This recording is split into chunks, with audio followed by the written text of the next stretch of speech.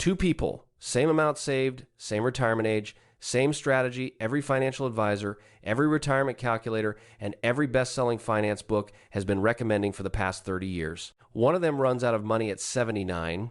The other still has over $400,000 in the bank at 83 and leaves an inheritance. They both started with exactly $620,000. So what happened? That's what this video is about, and by the end, you're going to see a number most retirement planners never show their clients because it completely changes how you look at the 4% rule. Here's the thing. The person who ran out of money didn't do anything wrong. He followed the rule, did the math, saved for decades, talked to professionals, and retired with confidence. His name is Dennis. He's 63. He's got $620,000 in a traditional IRA, and in 6 months, he retires. Linda is also 63. Same $620,000. Same retirement timeline. She followed the rule too. Same starting line. Completely different outcomes. Now, before we get into what happens in year 15, you might be thinking, I already know the 4% rule. I know how it works. Maybe you do. But here's the question nobody asked you before you memorized it. When was it created, and for whose world? That answer alone should make you pause. We'll come back to it in a second. But first, let's make sure the setup is completely fair. $620,000, traditional IRA, both retiring at 63. The 4% rule says withdraw 4% of your portfolio in the first year.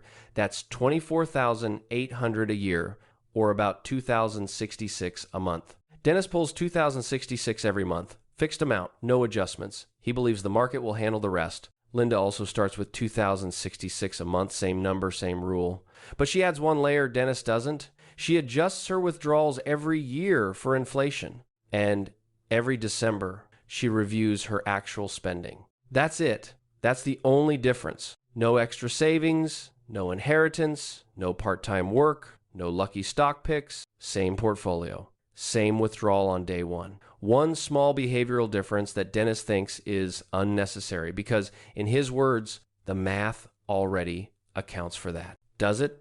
The first 3 years are going to tell a very convincing story.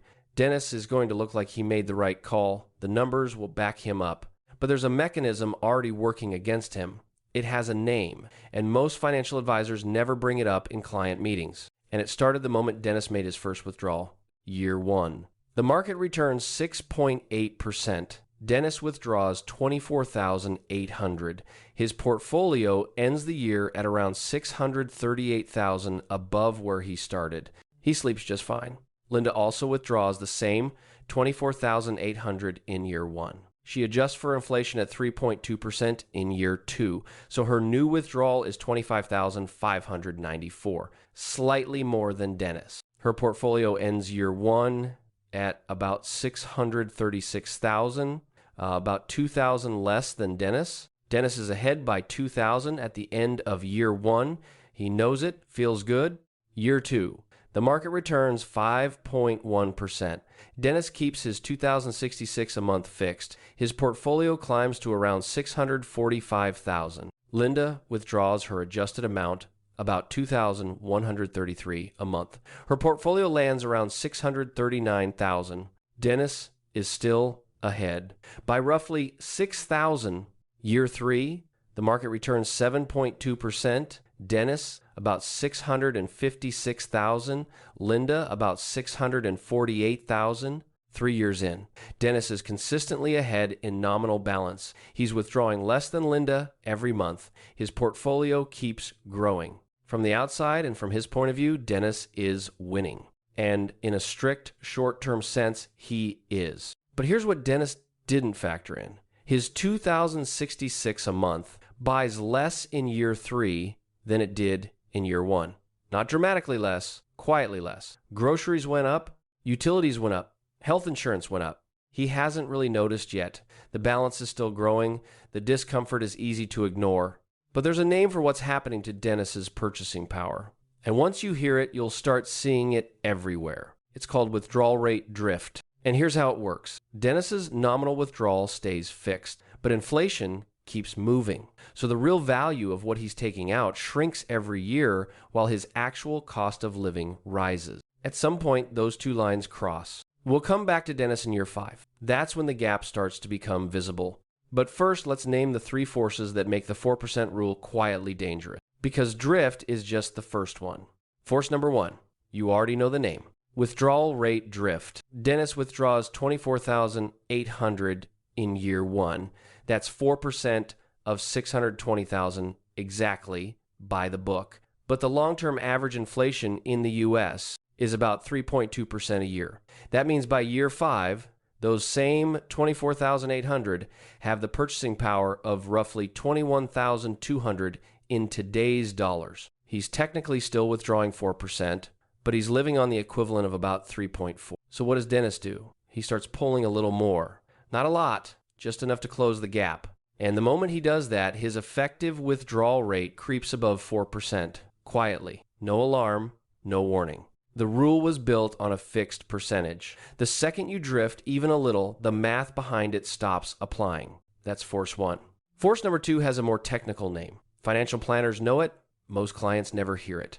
It's called sequence of returns risk. Here's the simple version. The order your investment returns show up matters more than the average itself. Think about it. 2 portfolios, same average return over 20 years, different order of good and bad years, completely different outcomes. Dennis is withdrawing every month. That means in a down year, he's selling assets at lower prices to fund his life. Those shares never recover because they're gone. Recovery math works very differently when you're taking money out instead of putting it in. Simple example, a portfolio that drops 20% in year 2 and recovers in year 3 ends up about 11% behind a portfolio that gains in year 2 and drops in year 3, even if the average return is the same if withdrawals are happening along the way.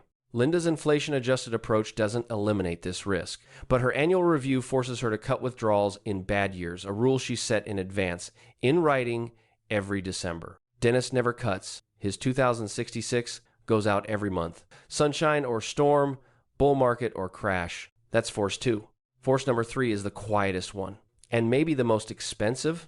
It's called abandoning purchasing power. Dennis never allocated part of his portfolio to inflation-protected assets. No tips, no real assets, no inflation hedge. Linda put 18% of her portfolio into tips and inflation-sensitive assets in year 1. That 18% won't grow as fast in bull markets, but it holds its real value when everything else is quietly being eaten away by inflation. All $620,000 of Dennis's portfolio is exposed to inflation with no structural protection. So here's where we are. 3 forces, all working at the same time, all invisible in the first 3 years, all accelerating over time. Withdrawal rate drift, sequence of returns risk, loss of purchasing power. Dennis has all 3 working against him. Linda addressed all 3 on purpose. Now we've got names for the mechanisms. Now we need the numbers, because the gap in year 10 isn't what you expect, and in year 15 it's worse. Year 5, back to Dennis. His portfolio is sitting at around $641,000, still above where he started. He's still ahead of Linda in raw balance. She's at about $629,000. Dennis is doing fine, more than fine. The rule is working, but his real monthly withdrawal has quietly drifted. To cover his actual expenses, he's now taking out $2,190 a month, not the original $2,066. He adjusted informally, didn't track it. His effective withdrawal rate is now 4.1%. Small number, big consequences. Linda is withdrawing $2,413 a month more than Dennis, but it's what she planned for. Her portfolio reflects it. Her purchasing power held steady. Year 8. A market correction hits. The portfolio drops 18% over 14 months. Dennis's portfolio falls to around $498,000, and he keeps pulling $2,190 a month the entire time. He's selling low every month. Linda cuts her withdrawals by 9% during the downturn, a rule she set ahead of time in writing in her December review each year. She takes out $2,196 a month instead of $2,413, and she doesn't touch her tips allocation. Her portfolio drops to about $512,000. Coming out of the correction, Linda has $14,000 more than Dennis, and more importantly, she sold fewer shares at the bottom. Year 10. Dennis, about $487,000. Effective withdrawal rate, 4.6% and rising. Linda, about $531,000. Effective withdrawal rate, 4.1% stable. The gap is 44,000. And it's accelerating. This is what financial planners call the drift threshold, the point where a retiree's withdrawal rate has climbed enough that normal market volatility can't be absorbed anymore. From here, one bad sequence of returns can be fatal to the portfolio. Dennis crossed that threshold somewhere between year 7 and year 8. He didn't know. Year 15. Dennis's portfolio, about $341,000. His monthly expenses have climbed to $2,890 due to healthcare and inflation. His effective withdrawal rate is now 10.2%. At that pace, he runs out of money in about 4 to 5 years. He's 78. Linda's portfolio, about $498,000. Monthly withdrawal, $2,890. Same real spending level as Dennis, but she planned for it. Her withdrawal rate is 6.9%. Uncomfortable, but still manageable with adjustments. Year 20. Dennis runs out of money at 79. Linda, at 83, still has about $387,000. Same starting balance, same rule, same 20 years. Final gap, $387,000 versus 0. This isn't rounding error. It's not bad luck. It's the mathematical result of 3 forces the original 4% rule was never designed to handle and that nobody updated the rule to reflect. But before we close this out, Linda made real trade-offs too. And in some scenarios, Dennis's approach actually wins. Let's be fair to Dennis. His approach fixed nominal withdrawals, no annual adjustments, no inflation protection actually has real advantages in certain situations. First, simplicity. Dennis never had to do a December review, never had to rebalance into tips, never had to decide whether to cut spending during a downturn. For retirees who find active portfolio management stressful, that cognitive simplicity has real value. Stress has a cost, and that cost is real. Second, if Dennis had a pension or Social Security covering his basic expenses, the 4% rule becomes a lot less risky because he's not depending on the portfolio to survive. He's using it for discretionary income. If Dennis is getting $1,800 a month from Social Security, the portfolio only needs to generate about $266 a month to hit his original $2,066 budget. At that level, withdrawal rate drift barely matters. And here's the scenario where Dennis actually wins. A long period of deflation.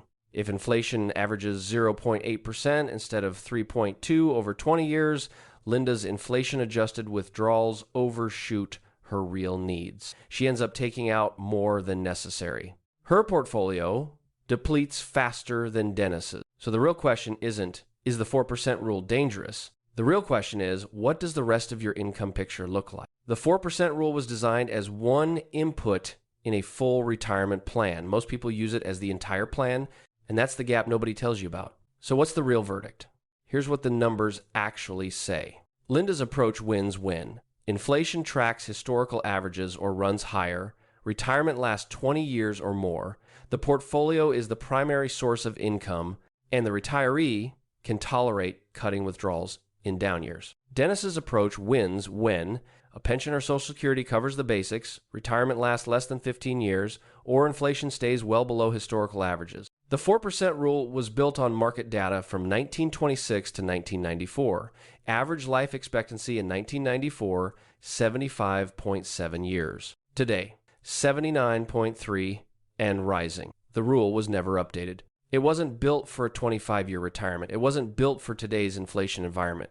It wasn't built for someone whose only income is their portfolio. Dennis didn't fail because he was careless. He failed because he used a rule built for a different era in a different economic environment for a person who doesn't really exist anymore. Linda didn't win because she was smarter. She won because she treated the 4% rule as a starting point, not the final answer. The rule isn't wrong. The way most people use it is... And there's one more question this whole video hasn't answered yet. What do you do if you want Dennis's simplicity and Linda's protection? Dennis and Linda, same $620,000, same rule on day one. 20 years later, $387,000 versus 0. The difference wasn't luck. It was 3 forces: withdrawal rate drift, sequence of returns risk, and loss of purchasing power compounding quietly over 2 decades. The 4% rule isn't dead. But it needs context. It needs pension income or inflation adjustments or some allocation to tips or an annual review or some combination of those. For someone with $300,000 to $900,000 saved and no pension income, the gap between Dennis's approach and Linda's can go over $300,000 over 20 years. That's not a small optimization. That's the difference between leaving an inheritance and calling your kids at 79. But here's the question this video never answered. What if you combine both approaches? What if you take Dennis's simplicity and Linda's protection and build a single system that doesn't require a December review or rebalancing tips? If you want to see the answer to that, drop a comment below for part 2. And if this video added something for you, support the channel, hit subscribe, and like the video. Thanks a lot, and I'll see you in the next one.